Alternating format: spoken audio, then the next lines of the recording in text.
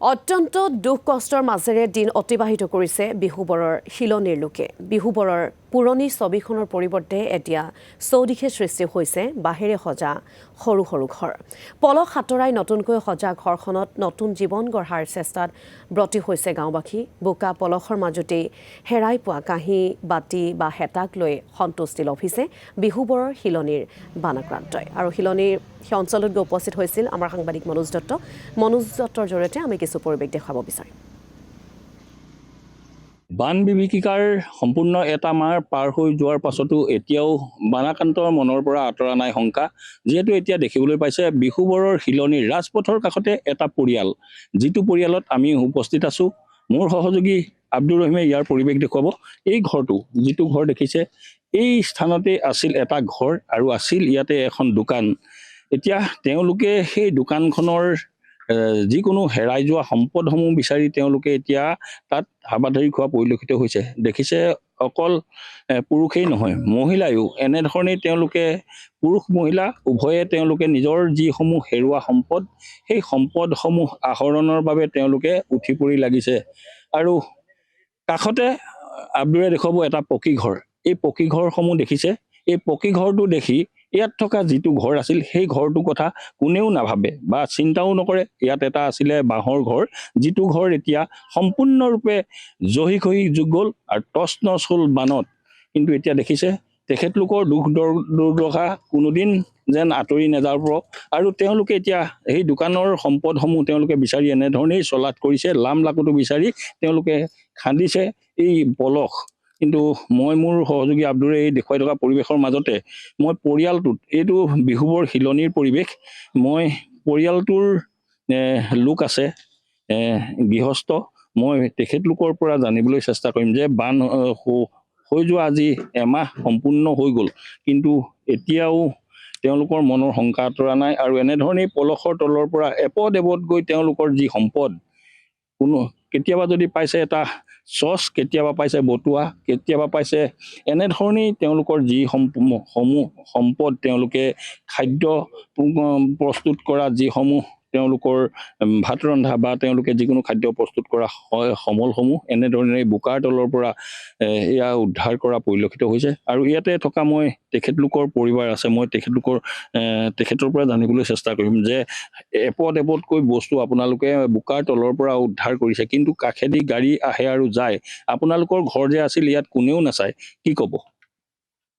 দাদা, আমাৰ ঘৰটো ভাঙিছে বোলো, সেইটোতো আছে, ৰিলিফৰ বস্তু পাইছো, নাই পোৱা বুলি নহয়, লেকিন যিটো পাব লাগে খোৱা বস্তু পাইছো।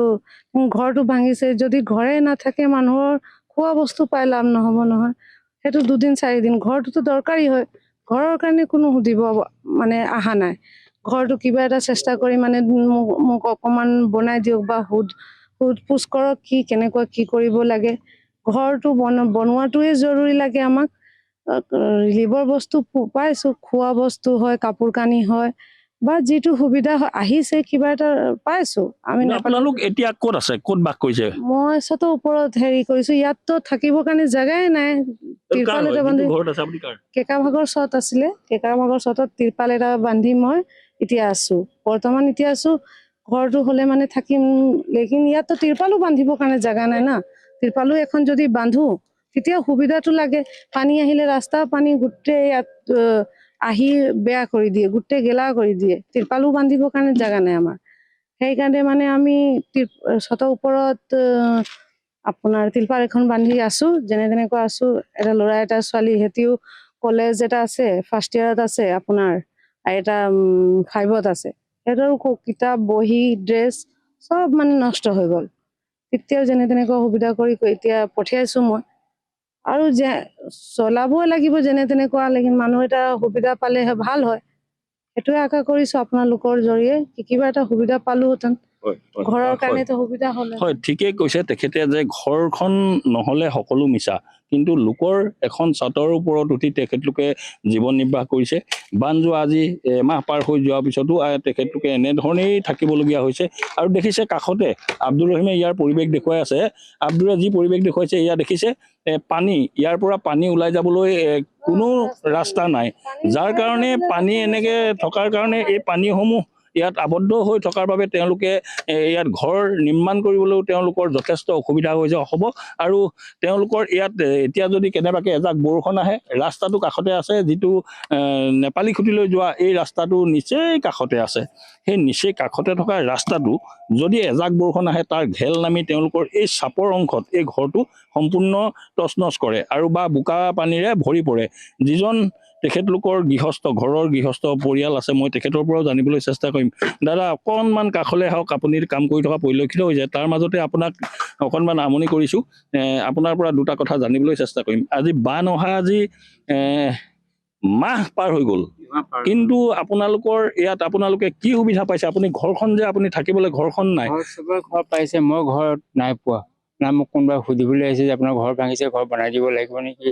সলমান খানৰ ঘৰ বনাই আছে আৰু কেইবাফিঘৰ বনাইছে বিহাৰৰ পৰা আহিছে উত্তৰ প্ৰদেশ আহিটো বনাই আছে লেকিন মোৰ ওচৰত অহা নাই কোনো সুধিবলৈও অহা নাই মই কেইবাৰ ওচৰতো গ'লোঁ লেকিন মোক কৈছে আমি আহিম কয় লেকিন নাহে আৰু ইয়াত আপোনাৰ এই ঘৰটোত থাকি আছোঁ এই ঘৰটো আপোনাৰ ঘৰটোত কি আছিলে ইয়াতে দোকান এখন আছিলে দোকান আছিলে সম্পূৰ্ণ মোৰ ফ্ৰিজ আছিলে মটৰ আছিলে চব বস্তু আছিলে ঘৰত যিমান বস্তু লাগে কমপ্লিট বস্তু মোৰ বাইক চাইক স্কুটি চব ডুবি গ'ল পানীত মোৰ ডাম্পাৰলৈকে ডুবি গ'ল পানীত একো এটা হেৰি মানে একো নাই নাই একো নাই এতিয়া চৰকাৰক কি আহ্বান জনাব চবৰ ফালে কিবা এটা পালে হেল্প কৰিলে মোৰ মনটো ভাল লাগিলেহেঁতেন কিবা এটা হৈ গ'লহেঁতেন এই যে আপুনি কাম লগাই আছে এইজন হাজিৰা দি লগাইছে মই নিজে পকেটৰ পইচা দি লগাই আছোঁ মানুহ পাবলৈ নাই মানুহ পাবলৈ নাই আৰু কোনো মানুহ আহিছে কামলৈ চব ভিতৰলৈ সোমাই গৈছে মোৰ ইয়াত মানুহ দুটামান দি যাওঁ যে কোনো দিয়া নাই মানুহ বিচাৰিছিলোঁ মানুহ কেইটা কৈছে কালি আহিম পৰহি আহিম বুলি কয় নেকি নাহে মানুহকেইটা ইয়াত কাষতে যে পানী যিখিনি জমা হৈ আছে এইখিনি গতি কি হ'ব এতিয়া আপোনালোকৰ এইটোতো পানীটো পৰা বেমাৰ বাঢ়িব বেমাৰ বাঢ়ি যাব এইটো পানী ইমান গোন্ধাইছে কোনো পানী যোৱাৰ ৰাস্তাই নাই চবে নিজে নিজে ভেটি খুব কৰিলে আমাৰতো থাকি গ'ল পানীটো বেমাৰ থাকি গ'ল দেখিছে এতিয়া এনেধৰণে তেওঁলোকে এতিয়া দুখ দুৰ্দশাৰ মাজত জীৱন নিৰ্বাহ কৰিবলগীয়া হৈছে আৰু তেওঁলোকৰ যি ল'ৰা ছোৱালী সেই ল'ৰা ছোৱালীও এতিয়া তেওঁলোকৰ বহু কষ্টৰ মাজেৰে দিন কটাইছে যিহেতু কলেজত পঢ়া ছাত্ৰ আছে স্কুলত পঢ়া ছাত্ৰী আছে আৰু ছাত্ৰ ছাত্ৰী হ'লে কেনেধৰণে তেওঁলোকৰ সম্পদসমূহ এই পলয়ংকৰী বানে লৈ গ'ল তেওঁলোকৰ ইউনিফৰ্ম আৰু তেওঁলোকৰ কাগজ পত্ৰ এতিয়া কেনেদৰে যি হৃদয়বান লোকে কেনেদৰে তেওঁলোকক সহায় কৰে সেয়াহে হ'ব লক্ষণীয় কিন্তু ইয়াত এটা কথা উল্লেখ কৰিব লাগিব আব্দুল ৰহিমে ইয়াৰ পৰিৱেশটো পুনৰবাৰ মই দেখুৱাবলৈ তেখেতক অনুৰোধ জনাইছোঁ আৰু শিলনী অঞ্চলৰ পৰা আমাক কিছু পৰিৱেশ দেখুৱালে মনোজ দত্তই আমি ধন্যবাদ জনাইছোঁ মনোজ দত্তক